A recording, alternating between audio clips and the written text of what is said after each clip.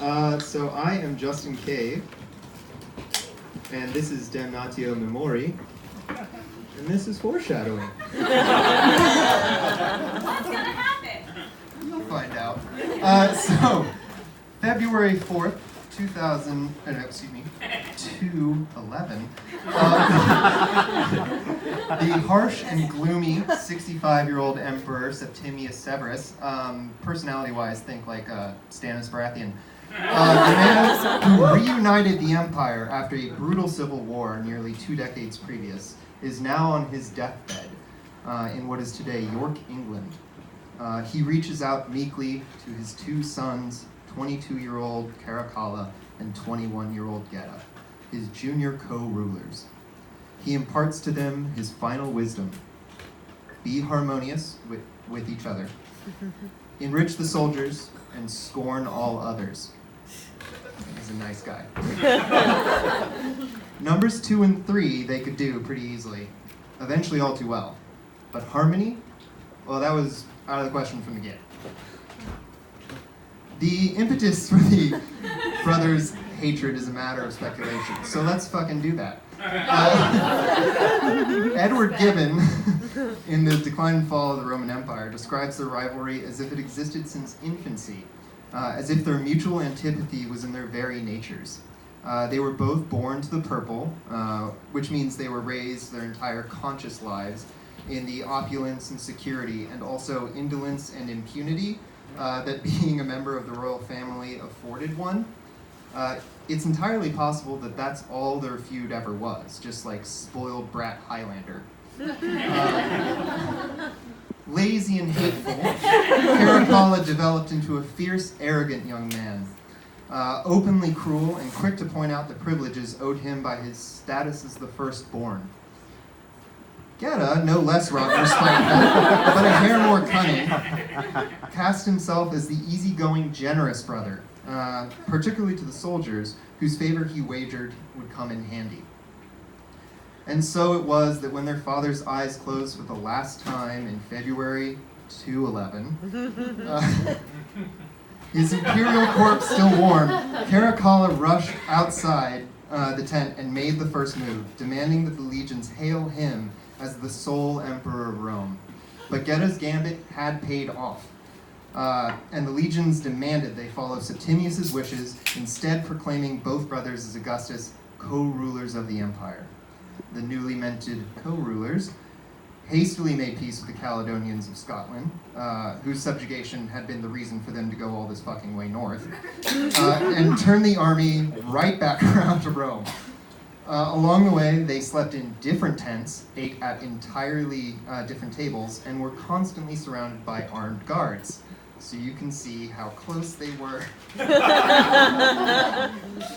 Things only got more juvenile when they made it back to Rome, as the brother emperors set up residencies on opposite ends of the imperial palace, dividing their respective territories with full-on barricades, manned by even more guards, seen here in period attire.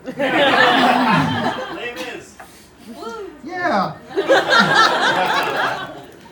So it's a Roman story.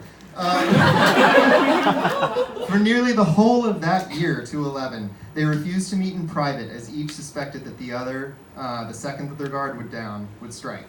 And even when decorum required that they appear together in public, in rituals, games, anything of that nature, their personal bodyguards were always close by. One group of imperial advisors, we'll call them stupid, suggested that the best course of action for breaking the deadlock was for Caracalla and Geta to split the empire betwixt them. Oh. Caracalla and I hope they can hear you. Caracalla in the west and Geta in the east, each in direct control of half the empire. Don't worry, this is a head fake. Senior advisors, who were not stupid, and their loving mother, Julia Domna, personality-wise, think like Catelyn Stark, quickly shot down the plan. How would giving these 2 young men entirely separate nations to control and armies to lead not lead to a giant civil war? Julia, in particular, had a different plan. In December of that year, she convinced Caracalla and Geta to come alone to her private apartment within the palace. There, they would have a family meeting, hash out their differences, and come to a mutually agreeable solution under the aegis of maternal love and security. How'd that go, right? Yeah, that's a great plan. Yeah, it's sweet. So what happened?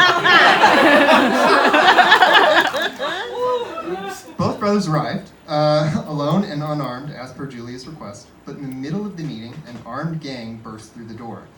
Julia jumped in front, but was thrust aside and wounded in the process, and could only watch on as Geta was fatally stabbed. Yeah, it's real sad. It's gonna get worse. Caracalla also watched on, pleased that his plan had worked. Yeah, what a jerk. Shade.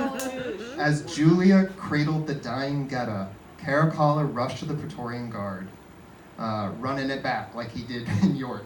The co-emperor's imperial bodyguard, the Praetorians, and spun an elaborate yarn about both he and Geta were attacked by this gang of assassins. Oh, for fuck's sake. That's believable. Yeah. He implored the Praetorians to protect him from the ruffians who'd slain his beloved brother. Yeah. Where did I go? Oh, there we are. The suspicious army was mollified with this totally implausible account when it was paired with a shitload of cash. This precedent would come to be a major factor in the fall of the Severan dynasty and the crisis of the 3rd century, a 50-year period of disunity and strife, but scope. But even death was not a suitable end for this rivalry. The now sole emperor had the Senate pronounce a damnatio memori, or condemnation of memory, against his late brother. Just like it sounds, coins with Geta's image were recast, as you can see, his memory. Statues torn down, images scratched out, even their father's triumphal arch was partially defaced. So, Shade. good son award. But one's memory isn't only contained in stone and metal.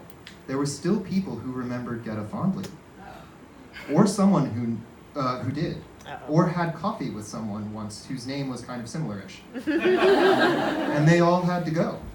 He would soon become, as Edward Gibbon put it, the common enemy of all mankind. Yeah, 211 we go. So 20,000 people were killed in the initial purge, mostly for having some connection to Geta himself, plausible or not. Sometimes it was even less than this. He executed one of Julia's colleagues for lamenting Geta's death in the open, partially as a warning to his mother. So, yeah. if he wasn't a bad son yet, he definitely is now. One man was killed for just a sick pun. Caracalla was thirsty for titles and honorifics, and would often start little nothing wars to acquire them in the common imperial fashion. Go burn down a German village, Germanicus. Kill some Parthians along the border, Parthicus. Give the Goths, or Geti as they were known, a bit of a beating. Do not, under any circumstances, say Geticus. You gotta carry the one.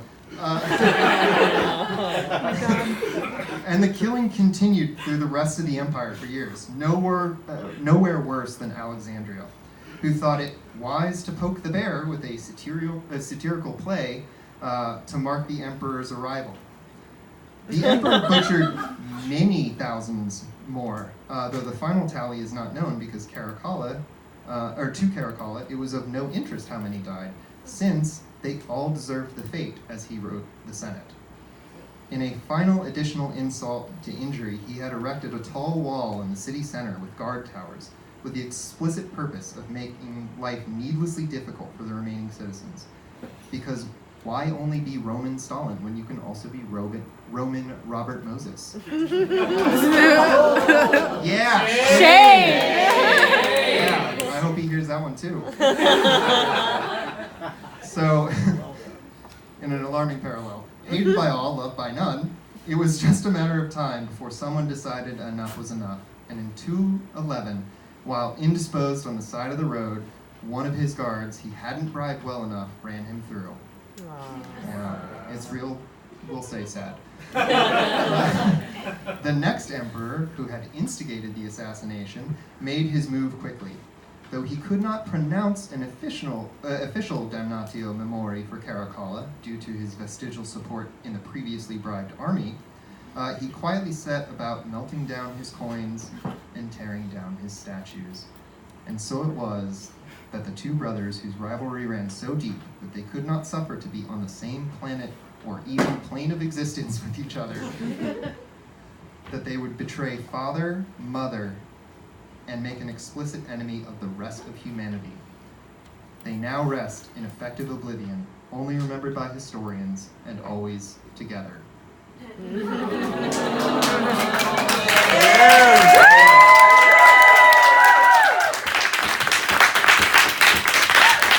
So, a toast to all those who don't know when to fucking quit when they're ahead.